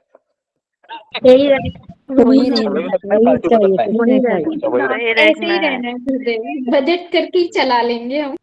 हाँ, वो दाल रोटी खाना अच्छा रहेगा, है ना। वो सोने का चम्मच खा के भी हमको वही टेस्ट लगेगी, कुछ लगेगा नहीं। तो इसलिए बुद्धिमान व्यक्ति कृष्ण के पास ही रहता है। ओके, तो मिथ्या धारणा नंबर 3, जातिवाद, अन्नपूर्ण तथा शोषक प्रणाली है। तो हमारे भारत में है हिंदू, मुसलमान, उसके बाद ब्राह्मण, क्षत्रिय, ये जातिवाद चलता है। तो इसके लिए ये भी एक मिथ्या धारणा है। कई लोग कहते हैं कि अगर तुम ब्राह्मण परिवार में जन्म लिए हो तो तुम भगवान का नाम जप करने के लिए योग्य है, लेकिन ऐसा नहीं है। हरिदास ठाकुर ये कौन से परिवार में जन्मे थे? मुस्लिम परिवार। लेकिन भगवान ने उनको अपना लिया क्या नहीं? अपना लिया, है ना। तो इसके लिए, है ना, हाँ, तो इसके लिए हमें कभी ये नहीं समझना चाहिए कि ब्राह्मण हूं मैं, या ये बेटी है शूद्र है, या फिशरमैन सोसाइटी से है या कास्ट से है, इस तरीके से हमें नहीं समझना चाहिए। नेक्स्ट। ओके, उसके बाद आर है श्लोक क्रमांक 16 से लेके 24 तक, कर्मफल से मुक्ति। तो जब हम सुनेंगे, है ना, ईयर्स, शाश्वत ज्ञान को सुनेंगे तो क्या होगा, कर्मफल से मुक्ति मिलेगी। कर्मफल से मुक्ति तभी मिलती है जब हम सनातन शिष्य परंपरा से जुड़ जाते हैं। नेक्स्ट। कर्म, कर्म इस संसार का कानून है। कहा जाता है इस संसार में सब कुछ बदलता है, सब कुछ स्थिर है, सब कुछ स्थिर है। जैसे गीता में 5 चीजों का वर्णन किया गया है। कौन से वो 5 चीजें हैं? पहला है जीवात्मा, दूसरा है परमात्मा, तीसरा है प्रकृति, और चौथा है काल, और 5वां है कर्म। तो इसमें कर्म है वह अशाश्वत है, मतलब बदलता रहता है, लेकिन बाकी की चीजें स्थिर है। भगवान भी स्थिर है, जीवात्मा भी स्थिर है आत्मा होने के कारण, प्रकृति भी है, और काल है वह परिवर्तन होता है, और काल के साथ कर्म भी परिवर्तन होता है। Okay, next. तो इसलिए प्रत्येक कार्य का समान एवं विपरीत परिणाम होता है। मतलब कोई भी आप कार्य करोगे, कोई भी कार्य करो, तो उसके 2 चीजें मिलती है, एक तो अच्छा परिणाम मिलेगा, नहीं तो बुरा परिणाम मिलेगा। उसको पुण्य कर्म कहते हैं और एक को पाप कर्म कहते हैं। लेकिन अगर हम भक्त है, वह पुण्य कर्म भी नहीं चाहता है। क्यों नहीं चाहता है? कौन बताएगा? ये एक भक्त पुण्य कर्म क्यों नहीं चाहता है? क्योंकि पुण्य करने से व्यक्ति कहा जाएगा जाएगा और जन्म मृत्यु के चक्कर में फंस फिर उसे जन्म लेना पड़ेगा गुरुजी। फिर उसको जन्म लेना पड़ेगा 12 से। फिर से उसको जन्म लेना पड़ेगा, है ना। तो इसके लिए भक्त है वो पुण्य कमाने का कोशिश नहीं करता है, वह भगवान की भक्ति करता है और अधिक अधिक भगवान की सेवा करके अपने घर जाना चाहता है। नेक्स्ट।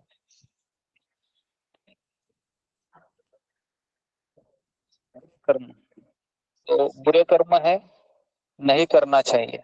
नेक्स्ट। अच्छे कर्म क्या करते हैं? इस व्यक्ति का भौतिक जगत में बांध कर रखते हैं। अच्छा कर्म मतलब क्या है? मेरे बेटे ने इंजीनियरिंग किया, डॉक्टर किया, वाह कितना अच्छा लग रहा है मुझे। कई लोग मुझे कहते हैं कि तुम डॉक्टर का पिता है, बराबर है।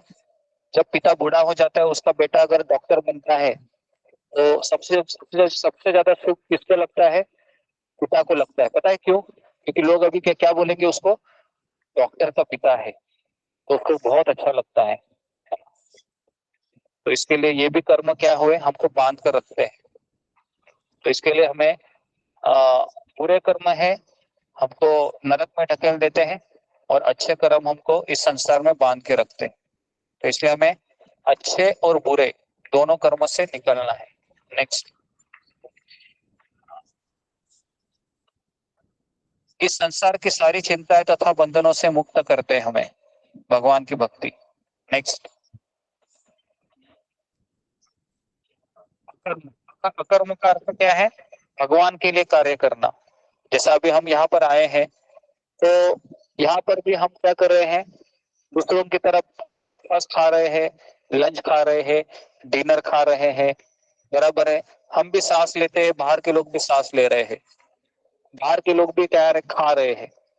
लेकिन हमारे कार्य करने में और उनके कार्य करने में फर्क है। क्या फर्क है? कि हम कार्य करेंगे तो हमको कोई बंधन नहीं लग रहा है, क्योंकि हम क्यों कर रहे हैं? यहाँ पर हम भगवान की प्रसन्नता के लिए कर रहे हैं। लेकिन बाहर का व्यक्ति क्यों काम कर रहा है? अपने लिए काम कर रहा है। तो इसके लिए वह इसी संसार में अटका रहेगा। तो जब हम ये सोचते हैं तो हमको दया आनी चाहिए, या हमको अपने आप को घमंड करना चाहिए कि मैं कितना अभी देखो अच्छा भक्त हूँ।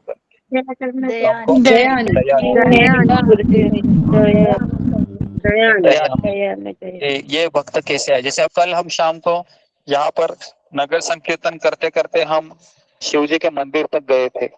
यहाँ पर ही थोड़े पास ही, क्योंकि कल हम सोच रहे थे कि क्या करें क्या करें, तो हम कीर्तन करते करते करते करते चले गए।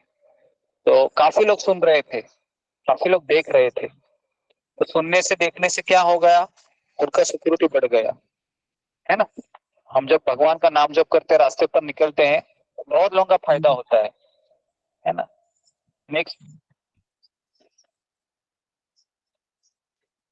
आखिरी एस है त्याग, मतलब सैक्रिफाइस। श्लोक क्रमांक 25 से लेके 42 तक। नेक्स्ट, प्राप्त करने, समझने, साक्षात्कार करने के लिए। तो त्याग हमें किसके लिए करना चाहिए, कुछ प्राप्त करने के लिए। क्या हमको प्राप्त करना है संसार में, हमको इस संसार में भगवान की भक्ति को प्राप्त करना है। क्या समझना है, भागवत को समझना है। तो साक्षात्कार किसका करना है, कि मैं कौन हूँ, बराबर है। तो इसके लिए हमको सैक्रिफाइस मतलब यज्ञ करना जरूरी है। त्याग, त्याग की परिभाषा क्या है, कुछ पाने के लिए कुछ होना पड़ता है। तो इसके लिए हम सुबह की नींद को त्याग देते हैं और सुबह जल्दी उठ के भगवान का नाम लेते हैं। लेकिन आजकल हम देखते हैं कि भक्तों की संख्या बहुत कम हो रही है। सुबह 4 बजे बहुत कम लोग आ रहे हैं। वो लोग सोचते हैं कि मंगल आरती करेंगे काम चल जाएगा। तो इसके लिए मंगल आरती में भीड़ अभी ज्यादा हो रही है और सुबह की भीड़ कम हो रही है। तो ये ठीक नहीं है, क्योंकि मंगल आरती करने से भी ज्यादा फायदा होता है सुबह 4 बजे उठने से। क्योंकि हम गुरु को क्या वचन देते हैं, हम इस्कॉन में हम ये वचन देते हैं कि हम मंगल आरती रोज करेंगे, ये वचन नहीं देते। हम ये वचन देते हैं सोलह माला करना है। तो इसके लिए हमको सुबह उठना ही चाहिए किसी भी हालत में, 4 बजे। ओके, नेक्स्ट, व्यक्ति के चरित्र और व्यक्ति की क्षमता। तो इसके लिए हमें अपना चरित्र का विकास करना चाहिए और दूसरा है हमें अपनी क्षमता का भी ध्यान रखना चाहिए कि मेरी क्षमता कितनी है। लेकिन जब हम अच्छे भक्तों की संगति करती है तो हमारी क्षमता बढ़ती है। जैसा कि मान लो कोई चोर है, अगर वो साधु की संगति में रहता है तो वह भी साधु बन जाता है, और कोई साधु है अगर चोर के साथ रहता है तो वह भी चोरी करने लग जाता है। तो इसके लिए हमको चरित्र का विकास करना है तो हमें साधु की संगति करनी चाहिए। ओके, नेक्स्ट,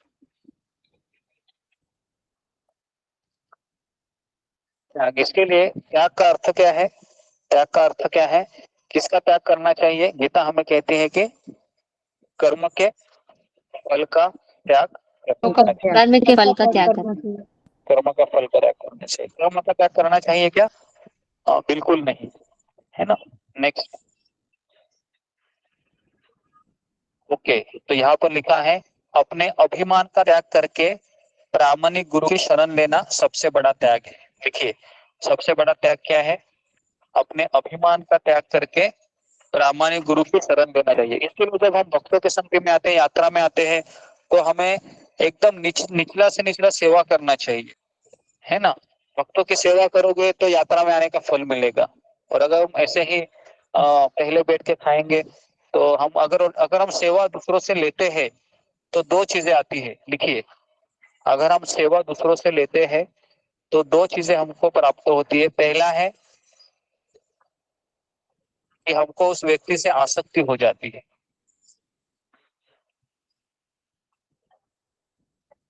फिर और से दूसरा बोलिए। क्या चला जाता है, तो हमारे जितने भी अच्छे कर्म है वो उसको चले जाते, उस व्यक्ति को चले जाते हैं।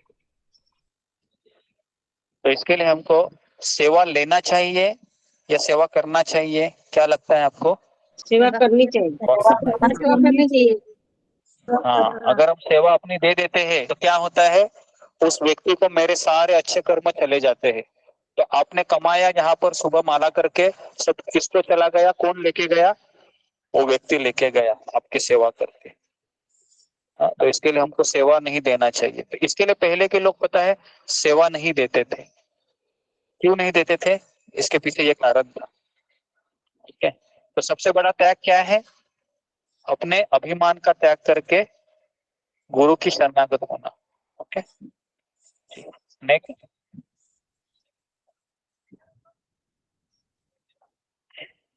ओके गुरुजी हमारी कोई सेवा करता है तो हम अपने उनको कर्म देते हैं, मतलब जैसे हमारी कोई सेवा कर रहा है या फिर जैसे बच्चे हो गए या फिर तबीयत खराब होती नहीं, है बच्चों तो का अलग है, जैसा अभी घर परिवार में होता है ना तो वो चल जाता है।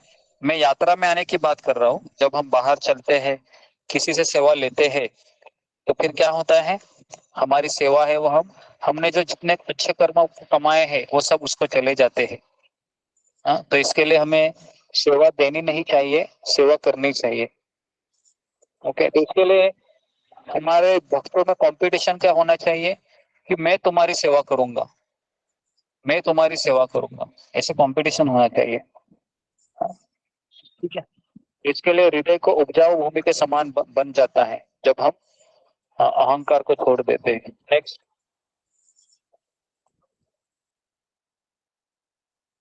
ओके, तो ये जो श्लोक है, तद्विधि प्रणिपाते न परिप्रश्नेन सेवया, कि हमको गुरु के पास जाकर 3 चीजें करनी चाहिए। मैंने कल बताया था। पहला है कि उसको जिज्ञासा करनी चाहिए, दूसरा है सेवा करनी चाहिए, और तीसरा है विनम्रता से जाना चाहिए। नेक्स्ट।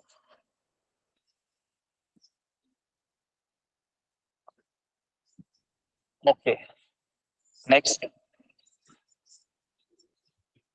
ओके, तो ये हमारा चैप्टर यहाँ पर खत्म होगा। तो पहला ई है एटर्नल नॉलेज, लिखिए श्लोक क्रमांक 1 से 10, सनातन ज्ञान। दूसरा है एक्यूरेट अंडरस्टैंडिंग, सही ज्ञान, श्लोक क्रमांक 11 से लेकर 15 तक। तीसरा आर है रिमूविंग रिएक्शन, कर्मफल से मुक्ति। और चौथा ऐसे सेक्रीफाइस, मतलब त्याग, श्लोक क्रमांक 25 से लेकर 42 तक। और रिमूविंग रिएक्शन श्लोक क्रमांक 16 से लेकर 24 तक। तो इस तरह से हम इस अध्याय को याद रख सकते हैं। ठीक है जी। तो आज हमने क्या सीखा? तो पहला स्टोरी हमने लिया था कि एक शिष्य अपने गुरु को पूछता है कि मुझे वैष्णव कौन है जानना है। तो क्या उत्तर मिलता है उसको? वैष्णव कैसा होता है, किसकी तरह होता है? नमक की तरह। नमक की तरह। नमक, बकुला और बगुले की तरह। एक वैष्णव मंदिर तुम्हारी तरह। नमक की तरह होता है। हाँ, नमक का क्या सीख सकते हैं? हम रोज नमक को डालते हैं खाने में, अपने अस्तित्व को मिटा देता है। मिटा देता है। तो वो भोजन का स्वाद बढ़ाने के लिए अपने अस्तित्व को मिला देता है। वो जब खाना अच्छा बनता है तो लोग किसकी तारीफ करते हैं? नमक की तारीफ करते हैं क्या? नहीं, मसालों की सब्जी। बराबर। तो इसके लिए हमको उस नमक की तरह होना चाहिए। तो आज हम यही लेसन लेना चाहेंगे कि आज हम नमक की तरह हम दूसरों के लिए जीना चाहिए। अपने आप का अस्तित्व को हमको मिटा देना चाहिए। अपने लिए जी के हमने पूरे जिंदगी भर देख लिया है, अभी हमको दूसरों के लिए जीना। तो जी, तो कौन बताएगा मुझे कि आज हमने क्या क्या सीखा है? किस तरीके से कोई बता सकता है? फिंगर को रेस कीजिए। ओके, 1 मिनट, अभी कीजिए। ओके जी, मंजू सिंह बोलो। जी गुरुदेव। गुरुदेव, आप आज आपने 4th चैप्टर को एक्रोनिम की हेल्प से जो है हमें समझाने की कोशिश की है। एक्रोनिम है ईयर्स। ईयर्स में सबसे पहले आपने श्रुति के बारे में बताया। आपने बताया कि जिसे सुना जाए, श्रुति का अर्थ बताया जिसे सुना जाए। और आपने आगे बताया कि जो सबसे महत्वपूर्ण इंद्रिय है हमारी इंद्रियों में वो ज्ञान है, क्योंकि उससे हम सुनते हैं, ज्ञान का श्रवण करते हैं। आगे आपने बताया कि प्राचीन काल में जो है गुरुकुल हुआ करते थे और जो है फिर और वहीं पे जो है ज्ञान को सुना जाता था और व्यक्ति ज्ञान को सुनता था, स्मरण रखता था और उसको आत्मसात करता था। फिर आगे आप बताते हो कि भगवान को हमें आंखों से नहीं, हमें कानों से देखना चाहिए, क्योंकि जो आंख का ज्ञान होता है वो गलत दिशा में ले जा सकता है, लेकिन जो कान से सुना गया ज्ञान है वो हमेशा सही दिशा में ले जाता है। फिर आप बताते हो कि जो शास्त्र हैं वो श्रुति यानी सुनकर ग्रहण किए जाते थे, सुनकर वो कंठस्थ किए जाते थे और स्मरण रखा जाता था, उनका आत्मसात करते थे। फिर आप एग्जाम्पल देखते हो कि जो एक अंधा व्यक्ति होता है वह भी बुद्धिमान हो सकता है, क्योंकि फिर आप एग्जाम्पल देते हो कि आपके यहाँ पे एक भक्त हैं जो आंखों से देख नहीं सकते हैं, तो लेकिन वो प्रवचन बहुत अच्छे ढंग से सुनते हैं, बहुत अच्छे अच्छे प्रश्न करते हैं और अच्छा प्रवचन भी दे लेते हैं। आगे आप बताते हो कि जो गुरु से जो ज्ञान लेना है वो सेवा के माध्यम से लेना है, जिज्ञासा के माध्यम से लेना है और उसे आत्मसात करना है। फिर आप एक स्टोरी आप बताते हो कि रामानुजाचार्य थे, उनके जो एक शिष्य आए और वो उनसे कुछ प्रश्न करते हैं, तो वो उन्हें अपने गुरु भाई के पास भेज देते हैं और वो नदी पार करके उनके पास जाते हैं। लेकिन उनके गुरु भाई जो होते हैं अपने आश्रम की जो व्यवस्थाओं में बड़े व्यस्त रहते हैं, तो ऐसे ही करके वो रोज रोज जाते हैं और ऐसे करते करते उनको 6 महीने हो जाते हैं। और उसके बाद एक आश्रम में एक फंक्शन होता है जहाँ पे उनको प्रसाद बांटने की सेवा, परोसने की सेवा उनको दी जाती है और उन्हें बहुत भूख लगती है। लेकिन वो जब भी खाने बैठते हैं तो जो गुरु भाई थे वो मना कर देते हैं, कहते हैं नहीं, अभी देखो कितने लोगों की कतार लगी हुई है, पहले इन सबको प्रसाद खिलाओ और सबसे बाद में तुम खाना। ऐसे करते करते रात को 11 बज गए और आखिरी व्यक्ति के जाने के बाद फिर उन्होंने खाना खाया। तो गुरु भाई फिर कहते हैं उनसे कि आप जो है अब खाना खा लो और उसके बाद आकर के आप मुझसे मिलना। तो फिर वो पूछते हैं कि अब बताओ क्या क्या प्रश्न था तुम्हारा। तो वो पूछते हैं कि जो वैष्णव होता है वो कैसा होता है। तो वो आंसर करते हैं वो नमक की तरह होता है, बगुले यानी बगुले और हंस की तरह होता है। और तीसरा वो आंसर करते हैं तुम्हारी तरह होता है।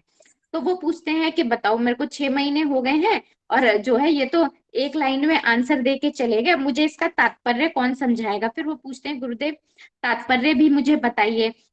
तो वो कहते हैं कि इसका जो तात्पर्य है वो तुम्हें तुम्हारे गुरु बताएंगे।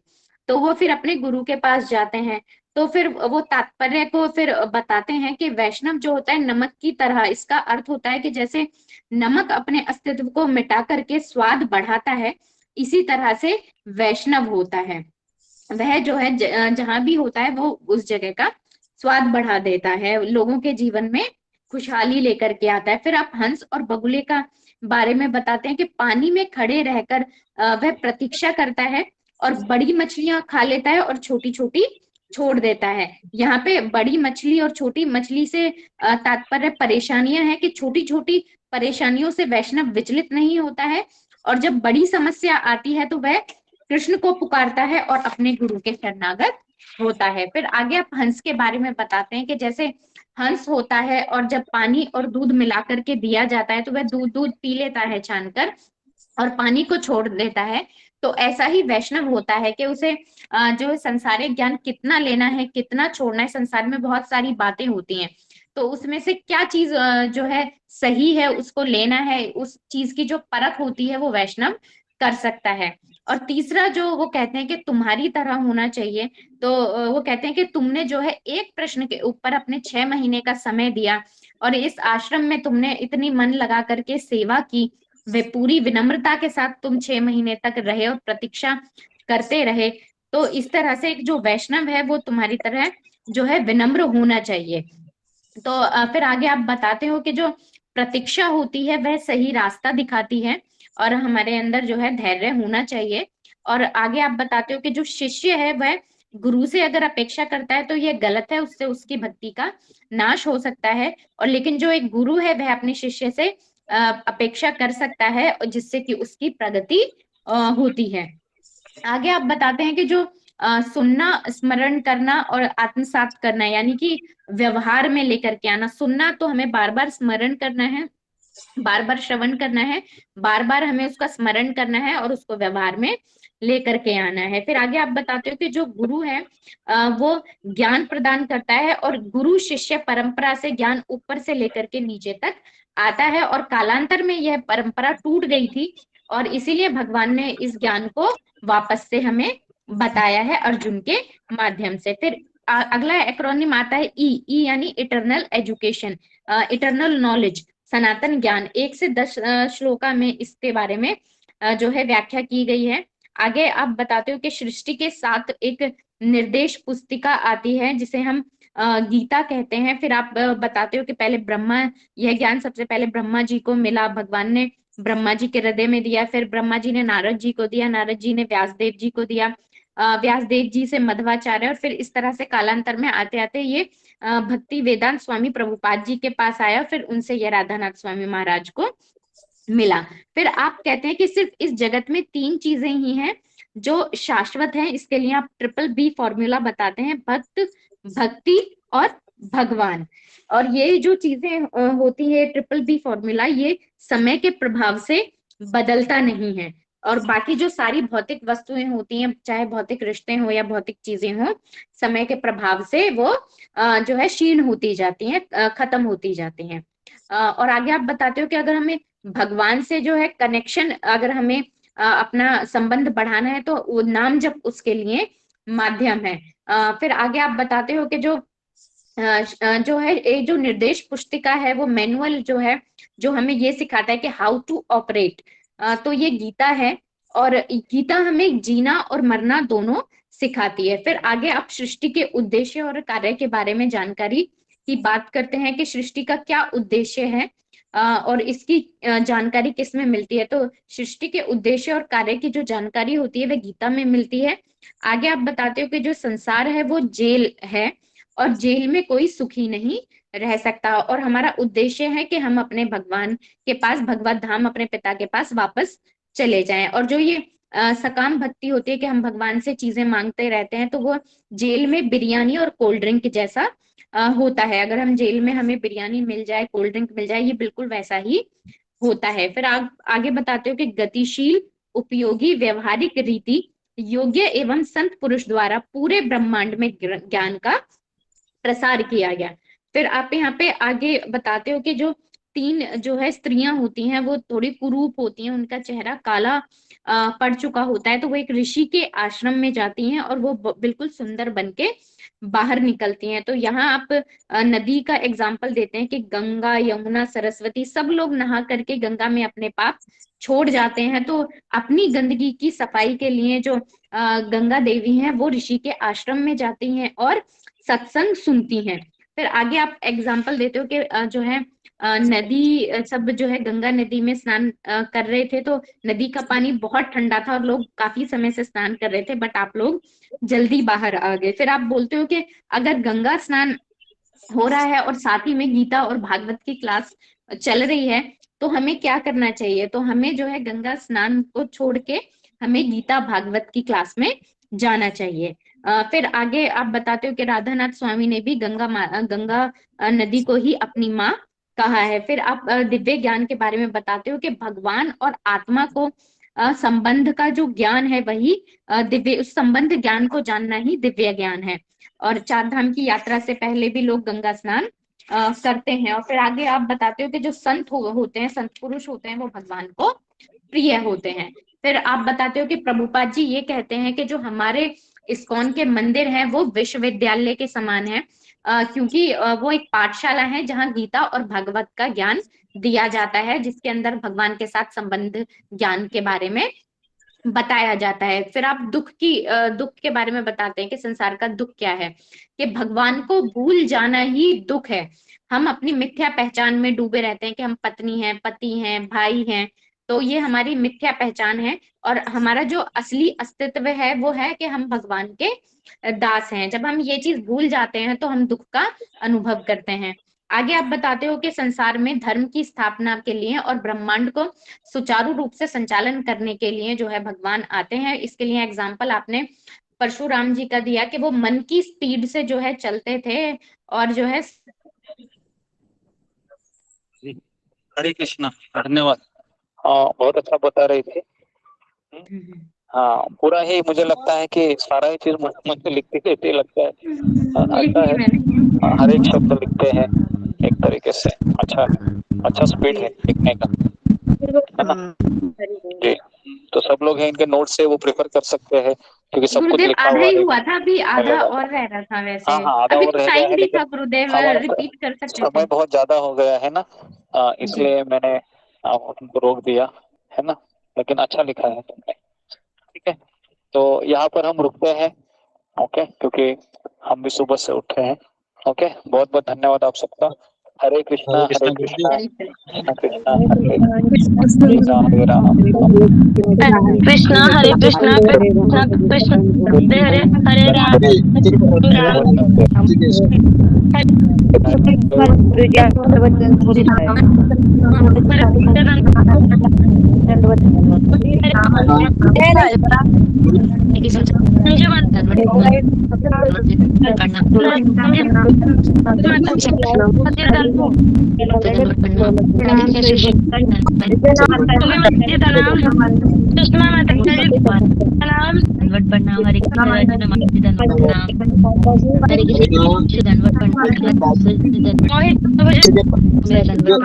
ऋषिकेश का जिसके पास प्रणाम। हरे कृष्णा, किसी के पास ऋषिकेश व्यवस्था तो डाल दीजिए। हरे कृष्णा, किसी के पास ऋषिकेश का